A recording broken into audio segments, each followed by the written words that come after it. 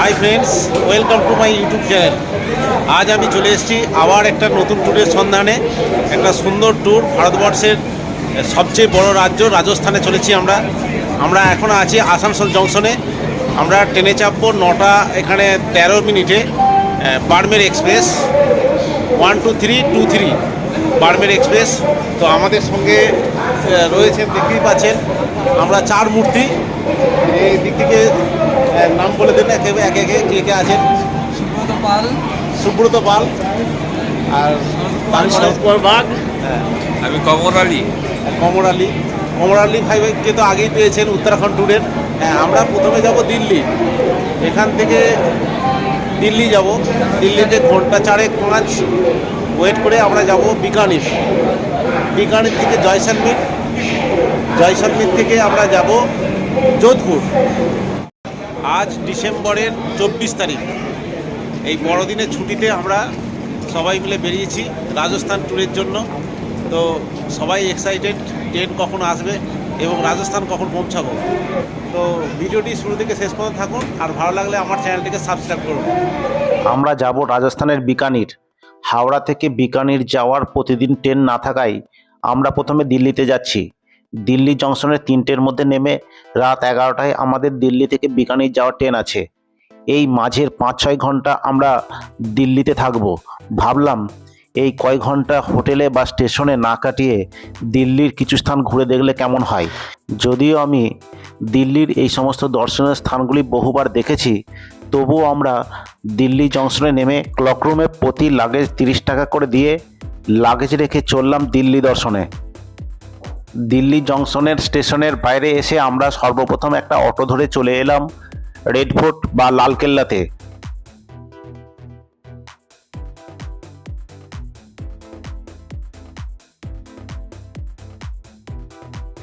আমরা old Delhi station অর্থাৎ দিল্লি জংশনে নেমে সর্বপ্রথম চলে এলাম দিল্লি দর্শনে। সামান্য সময় রয়েছে, সেই সামান্য সময়ে আমরা দিল্লি ঘুরে দেখাবো আপনাদেরকে। সামান্য কিছু জায়গা পুরাতন, বিশেষ করে পুরাতন দিল্লির কিছু অংশ দেখাবো। আমি এখন আছি, বুঝতেই পাচ্ছেন আমরা রেড ফোর্ট এরিয়ায় আছি। রেড ফোর্টের ঠিক সেই সবচেয়ে বড় দরজা, সুন্দর দরজা, যেখানে 26শে জানুয়ারি প্রজাতন্ত্র দিবস এবং 15ই আগস্ট প্রধানমন্ত্রী ভাষণ দেন। ওই জায়গাতে আমি আছি।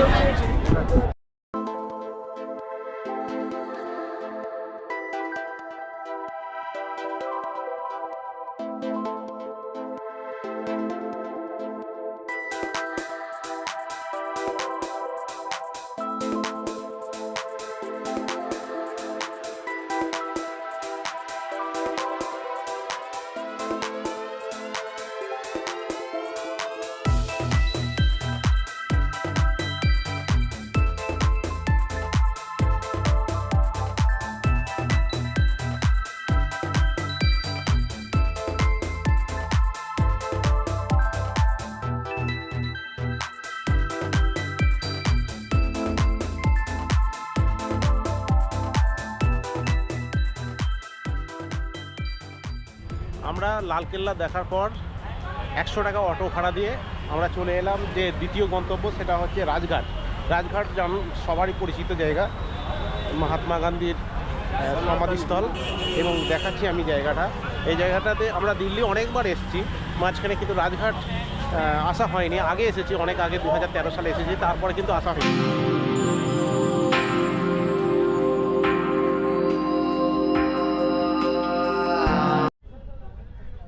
রাজঘাটে টিকিট কাউন্টার নাই, কিন্তু চেকিং কাউন্টার ভালো আছে। খুব ভালো করে চেকিং করে তারপর কিন্তু ভেতরে ঢুকতে দিচ্ছে। এটা দরকার। হ্যাঁ,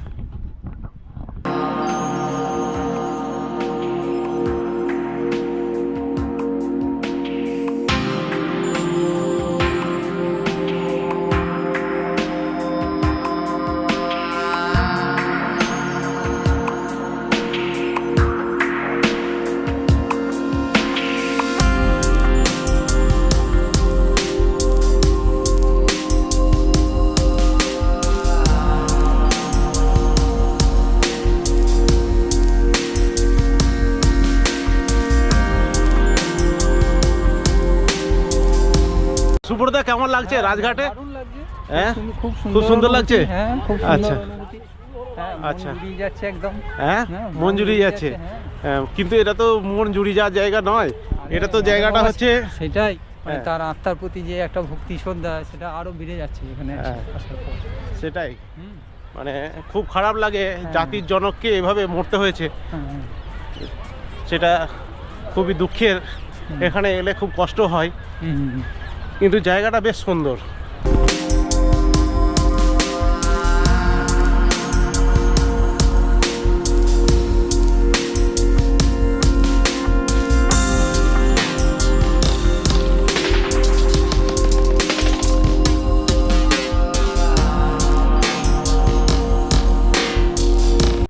চেকিং কাউন্টার থেকে আমরা উপরে উঠে এলাম, নিচে নামারও জায়গা আছে। উপরে উঠে এই যে ভিউটা অসাধারণ লাগছে, সেই ভিউটা আমি দেখাচ্ছি, বেশ সুন্দর। তারপর নিচে আমি দেখাবো, নিচে যেখানে সমাধিস্থলটা এবং যেখানে সব সময় 24 ঘন্টা ধরে প্রদীপ জ্বলছে দেখাবো, আমি দেখাচ্ছি এই জায়গাটার সৌন্দর্যটা। ওপর থেকে সৌন্দর্য দারুণ লাগছে।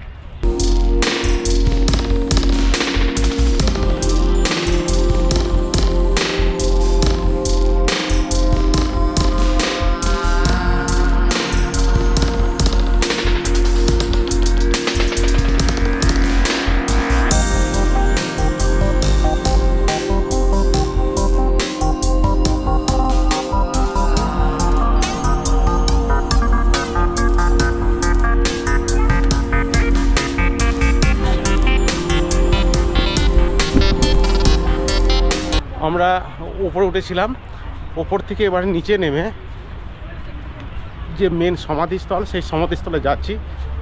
তো নিচে নেমে আর কি এই জায়গাটা দেখুন, খুব সুন্দর লাগছে। এখানে জুতো খুলে তারপর ভেতরে প্রবেশ করতে হবে।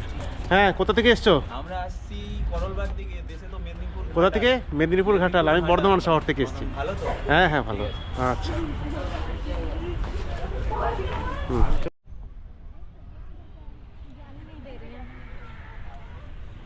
চলে এলাম আমরা সেই মেন যে সমাধিস্থল, সেই জায়গাটায়।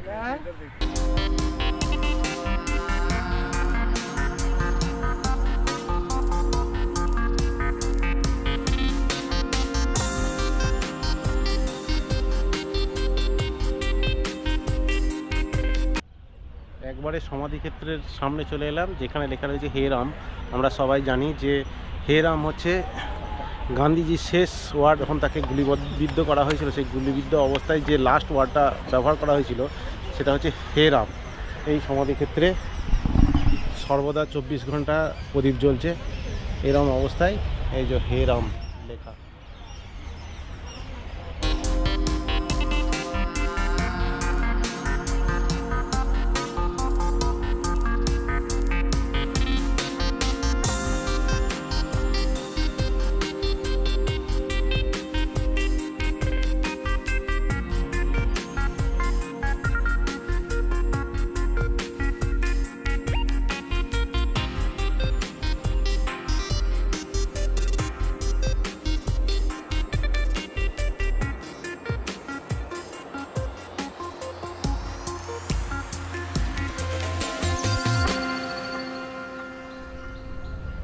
মহাত্মা গান্ধীর সমাধিক্ষেত্র দেখার পর আমরা চললাম সামনেই যে ঘাসযুক্ত যে জায়গাটা, খুব সুন্দর ঢালু ঘাসযুক্ত জায়গা, বেশ সুন্দর করে সাজানো। আগেও এসেছিলাম, কিন্তু এখন সাজানোটা একটু অন্য ধরনের, বেশ ভালো। এবং সামনে যেখানে এই যে দেখতে পাওয়া যাচ্ছে, এখানে জল ছিল, কিন্তু এখন দেখছি জল নাই, কিন্তু ঘাসগুলো তখন প্রচণ্ড সবুজ ছিল, এখন সবুজ নয়। এই হচ্ছে পার্থক্য। আর কিছু জিনিসও পাল্টানো হয়েছে, এত ভালো ছিল।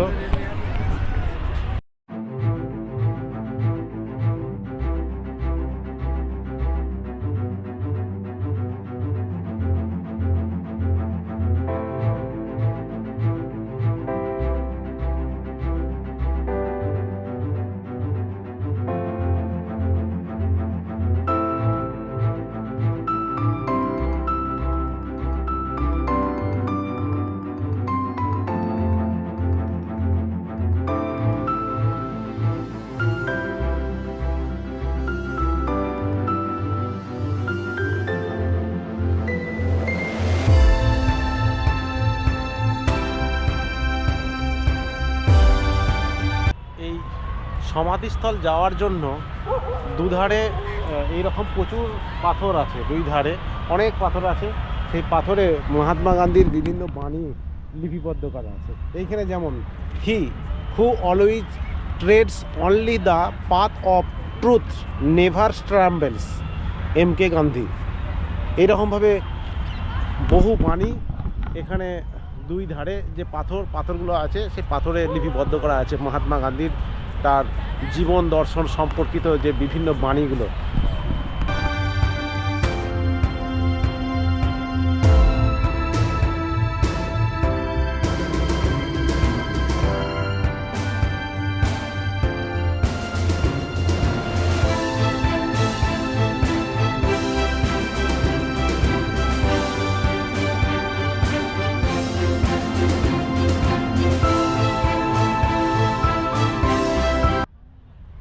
মহাত্মা গান্ধীর সমাধিস্থল দেখার পর আমরা একটু এগিয়ে এসে বাঁদিকে চলেছি ইন্দিরা গান্ধী এবং রাজীব গান্ধীর সমাধিস্থলে।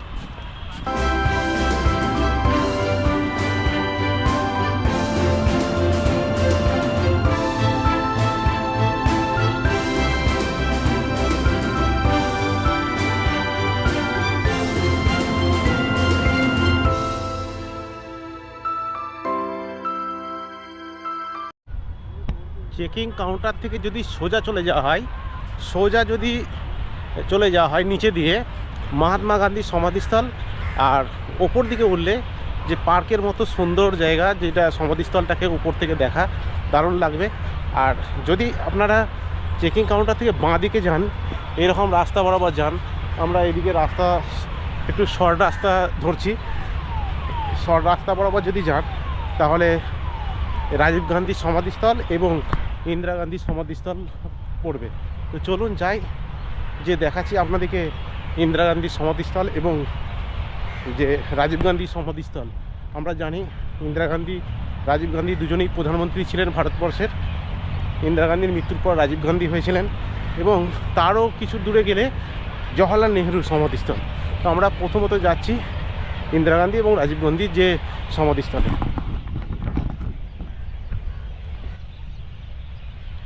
যাওয়ার পথে যে ঘাসের লনটা দেখা যাচ্ছে, এই লন আগে যখন এসেছিলাম প্রচণ্ড সবুজ, সেই সবুজে ঘাসগুলো এত সুন্দর লাগছিল, মানে সেখানে দারুণ লাগছিল। এখন যদিও ঘাসগুলো ব্রাউন কালার হয়ে গেছে, ঘাসগুলো সবুজ থাকলে এই জায়গাটা আরও সুন্দর লাগে।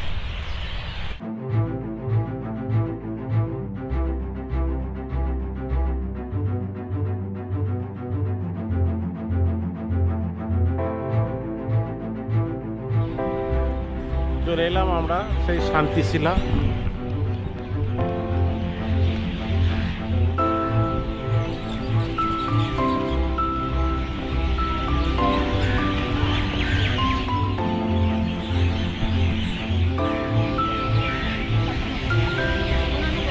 শক্তিস্থল।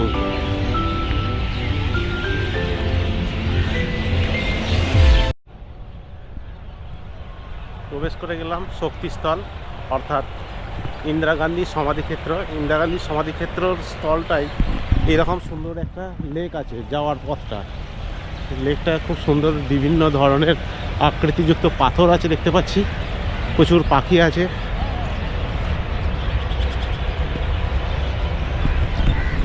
চলুন যাই, অন্ধকার প্রায় নেমে এসেছে, প্রায় সন্ধে হতে চললো। চলুন, বেশি অন্ধকার হয়ে গেলে দেখতেও পাবো না, আপনাদেরকেও দেখাতে পারবো না। এই যে স্মৃতিস্তম্ভটা দেখা যাচ্ছে, রাজীব গান্ধীর সমাধিস্থল এইখানটা। তো এইখানটা ওঠার মনে হয় পারমিশন নাই, দূর থেকেই দেখাতে হচ্ছে।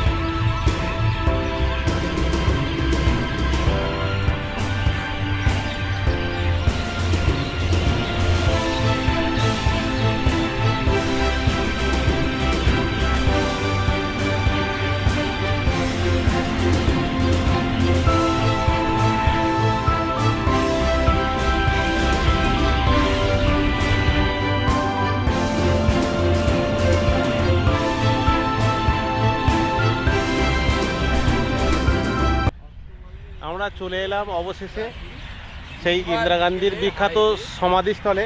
ইন্দিরা গান্ধী সমাধিস্থল, কিন্তু এখানে তেমন কোনো লিপিবদ্ধ নাই এবং অ্যারো চিহ্নও নাই। বহু খুঁজে খুঁজে পেয়েছি, মানে বিশাল বড় এলাকা। তো আমরা জানি 1984 খ্রিস্টাব্দের 31শে অক্টোবর ইন্দিরা গান্ধী মারা গিয়েছিলেন তার দেহরক্ষীর গুলিতে, তার নিজের বাসভবনে। তারপর তাকে সমাধিস্থ করা হয়েছিল এবং তার চিতাভস্ম এখানে রাখা হয়। তো তার এই যে শিলাখণ্ডটা রাখা রয়েছে, দেখাচ্ছি আপনাদেরকে এখান থেকে।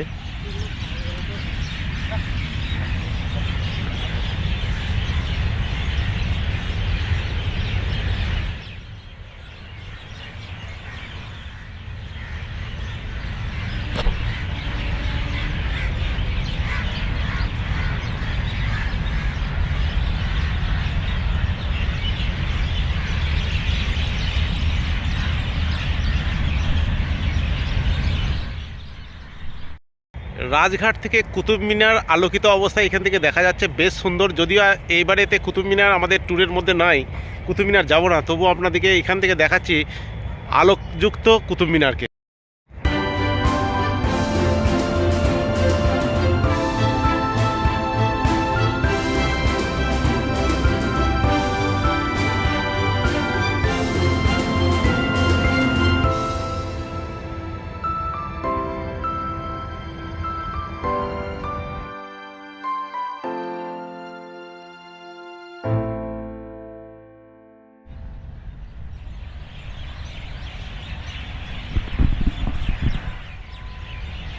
তিনটে সমাধিক্ষেত্র দেখা হলো, মহাত্মা গান্ধীর সমাধিস্থল, রাজীব গান্ধীর সমাধিস্থল, তারপর হচ্ছে এই ইন্দিরা গান্ধীর সমাধিস্থল।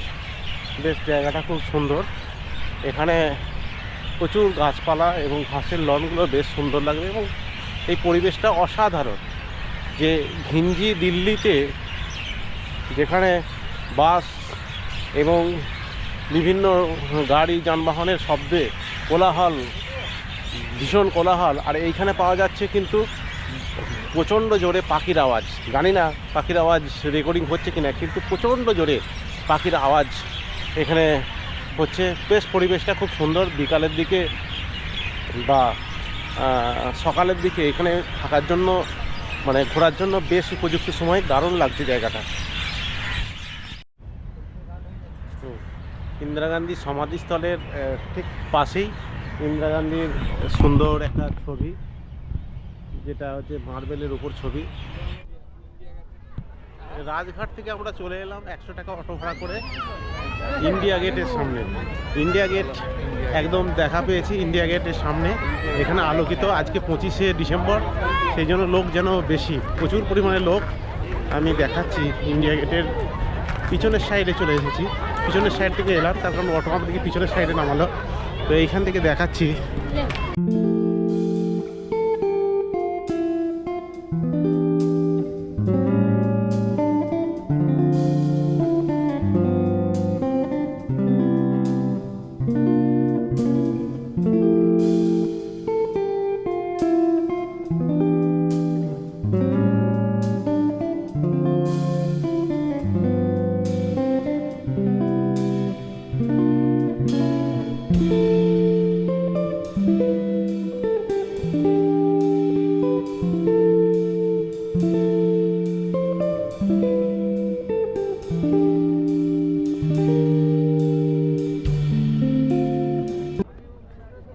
চলে এলাম ইন্ডিয়া গেটের খুবই কাছাকাছি, নেতাজির মূর্তির ঠিক সামনে। আগে 2018-তে যখন এসেছিলাম আমি, তখন নেতাজির মূর্তিটা ছিল কিনা জানি না, মনে হয় ছিল না, মনে পড়ছে না, কিন্তু ইন্ডিয়া গেট দেখেছি তখন। তারপরে দিল্লি বহুবার এসেছি, কিন্তু ইন্ডিয়া গেটের সামনে আসেনি। বিভিন্ন জায়গায় ঘুরে এসেছি, ইন্ডিয়া গেট অনেকবার দেখেছি, তখন 2018, তার আগে 2013, বিভিন্ন সময়ে ঘুরেছি। তো তারপর আবার আজকে এলাম, অর্থাৎ 2024-এ 25শে ডিসেম্বর হওয়ায় খুবই লোকজনের সমাগম প্রচুর। আমি দেখাচ্ছি এখান থেকে ইন্ডিয়া গেটটা।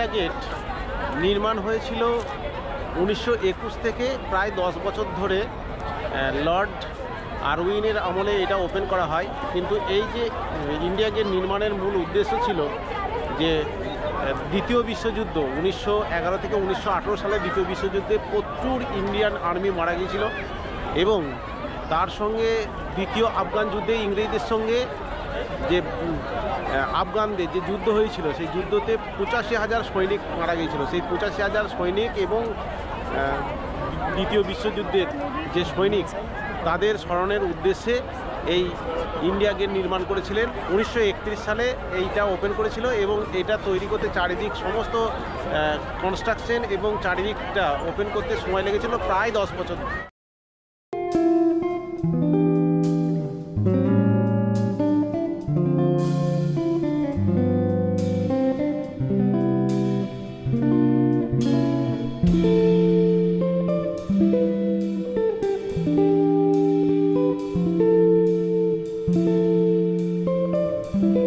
ইন্ডিয়া গেট ওপেন করেছিলেন লর্ড আরউইন।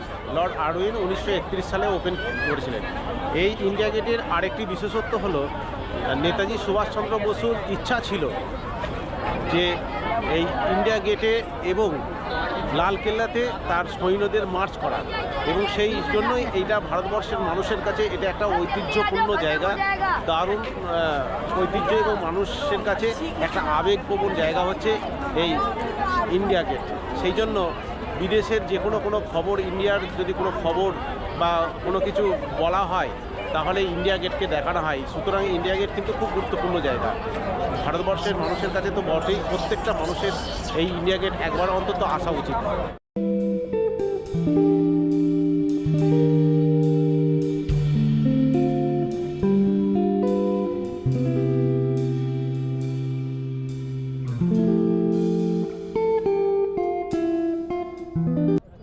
চলে এলাম আমরা জামা মসজিদের কাছে।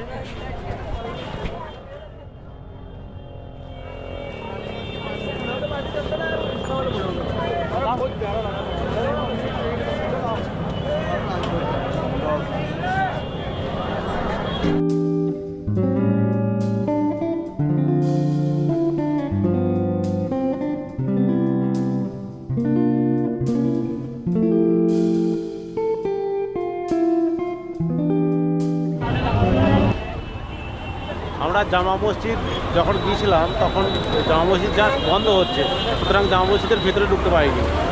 এই জন্য আমরা এসেছি এখন মিনা বাজার। পাশেই মিনা বাজার আছে। মিনা বাজারে একটা গুরুত্ব হচ্ছে শাহজাহানের যিনি স্ত্রী ছিলেন মমতাজ, সেই মমতাজের প্রথম দর্শন কিন্তু পেয়েছিলেন এই মিনা বাজার। এই মিনা বাজারেই তিনি কিছু বিক্রি করছিলেন এবং সেইটা দেখে প্রথম লোকেই শাহজাহানের পছন্দ হয়েছিলেন এবং পরবর্তীকালে ওনাকেই বিবাহ করেছিলেন। সুতরাং মিনা বাজারের গুরুত্ব একটা অপরিসীম।